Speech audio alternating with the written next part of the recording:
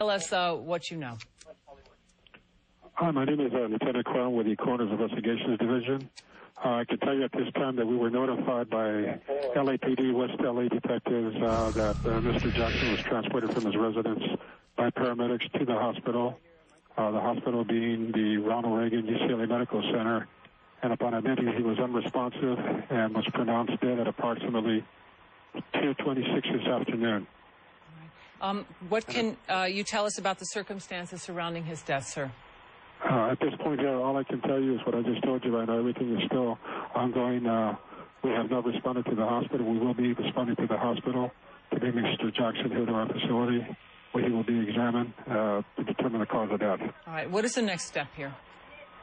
As I said, there will be an examination done to determine exactly when Mr. Jackson died from. At that point, once everything is completed, we will then issue the cause of death. But until then, there's nothing more that I can give you at this point. Yeah, I just have to go back to what was the take us through the sequence of events when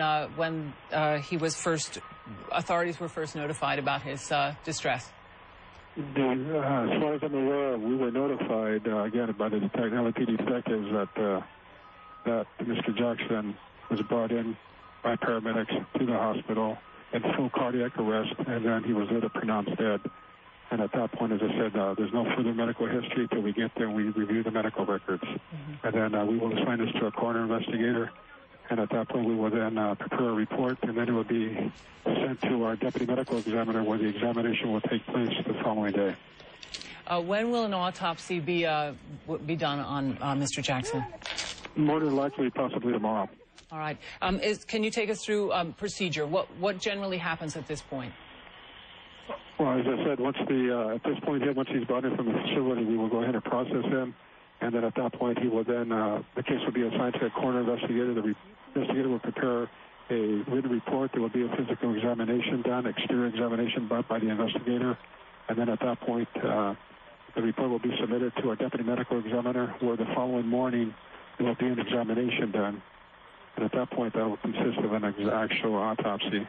And during that procedure, they will then go ahead and the doctor will have any findings or examine his organs to make sure, see if there's any deformities, see if there's any illnesses, take toxicology, blood samples, urine samples, and at that point, once everything is completed, he will then be ready to be released to the mortuary, have the services that the family will set for him. All right, so as soon as we could hear results would be when? I'd say probably by tomorrow afternoon. All right. Thank you very much, sir. Thanks for joining us to give us the very latest. Now, we understand that Reverend Al Sharpton is speaking. Let's listen into his comments. Talked about how many people had let him down, but I told him it didn't matter. He had never let the fans down. I remember introducing him at James Brown's funeral. James Brown was like a father to me and was Michael's idol. And I'll never forget him calling me, saying he wanted to view James's body in the middle of the night. And I arranged for him to go to the funeral home in Augusta, view his body, and convinced him to stay. And he spoke at the last funeral of James Brown, his idol, that we often talked about.